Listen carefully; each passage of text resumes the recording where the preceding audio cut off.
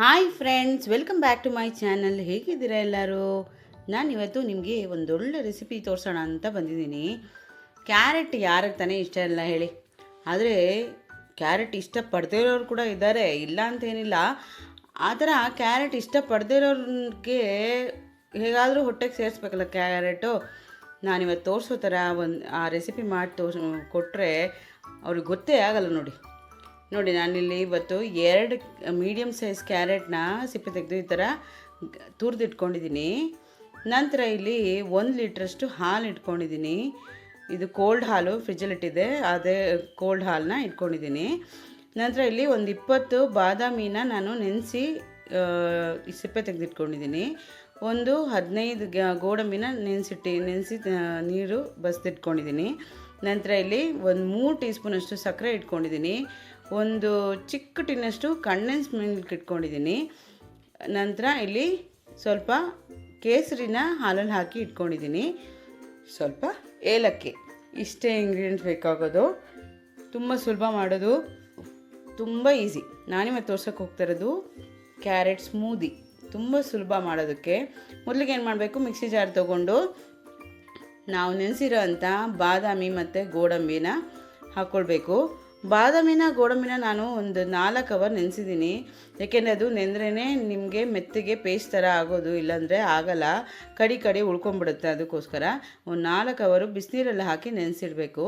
ನಂತರ ಇದಕ್ಕೆ ತುರಿದಿರೋ ಅಂಥ ಕ್ಯಾರೆಟ್ ಹಾಕ್ಕೊಂಡು ನಂತರ ಇದಕ್ಕೆ ನೆನೆಸಿರೋ ಅಂಥ ಕೇಸರಿನ ಕೂಡ ಹಾಕ್ಕೊಳ್ತಾ ಇದ್ದೀನಿ. ಇದೇ ಹಂತಕ್ಕೇ ರುಬ್ಬೇಕಾದ್ರೆ ಏಲಕ್ಕಿ ಕೂಡ ಹಾಕ್ಕೊಳ್ಳಿ. ಯಾಕೆಂದರೆ ನಾನು ಏಲಕ್ಕಿ ಕಾಯಿ ಇಟ್ಕೊಂಡಿರೋದು, ಏಲಕ್ಕಿ ಪುಡಿ ಹಾಕ್ಕೊಂಡು ಆಮೇಲೆ ಕೂಡ ಸ್ವಲ್ಪ ಹಾಕ್ಕೋಬೋದು.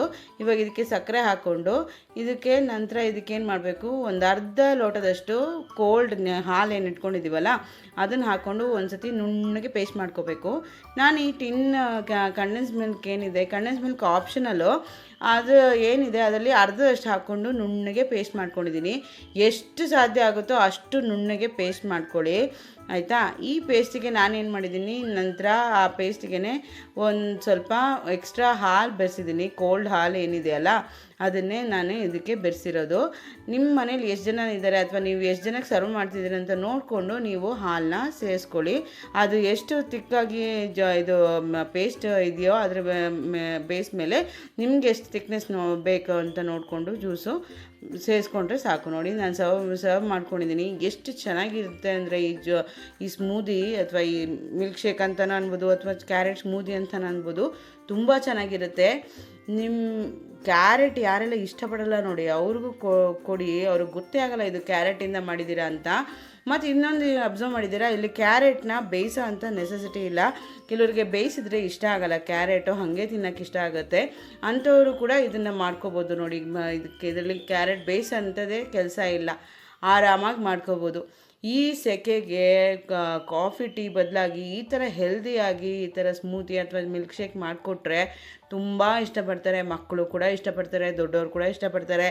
ಬಂದಿರೋ ಗೆಸ್ಟಿಗೂ ಕೂಡ ನೀವು ಈ ಥರ ಮಾಡಿಕೊಡ್ಬೋದು. ತುಂಬ ಖುಷಿಯಾಗುತ್ತೆ. ಖಂಡಿತ ಟ್ರೈ ಮಾಡ್ತೀರಲ್ಲ? ಖಂಡಿತ ಟ್ರೈ ಮಾಡಿಬಿಟ್ಟು ನನಗೆ ಹೇಗಿತ್ತಂತ ನನಗೆ ಕಮೆಂಟ್ ಬಾಕ್ಸಲ್ಲಿ ನಿಮ್ಮ ಫೀಡ್ಬ್ಯಾಕ್ನ ತಿಳಿಸಿ.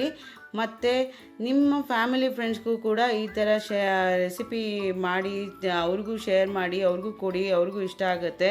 ಅವರು ಟ್ರೈ ಮಾಡಿಬಿಟ್ಟು ನನಗೆ ಫೀಡ್ಬ್ಯಾಕ್ ತಿಳಿಸ್ಲಿ ಅಥವಾ ನಿಮಗೆ ಫೀಡ್ಬ್ಯಾಕ್ ತಿಳಿಸ್ಲಿ, ಓಕೆನಾ? ಸೊ ಮತ್ತೆ ಇನ್ನೊಂದು ಹೊಸ ರೆಸಿಪಿ ಜೊತೆ ಮತ್ತೆ ಸಿಗ್ತೀನಿ. Until then take care, bye, see you, thank you.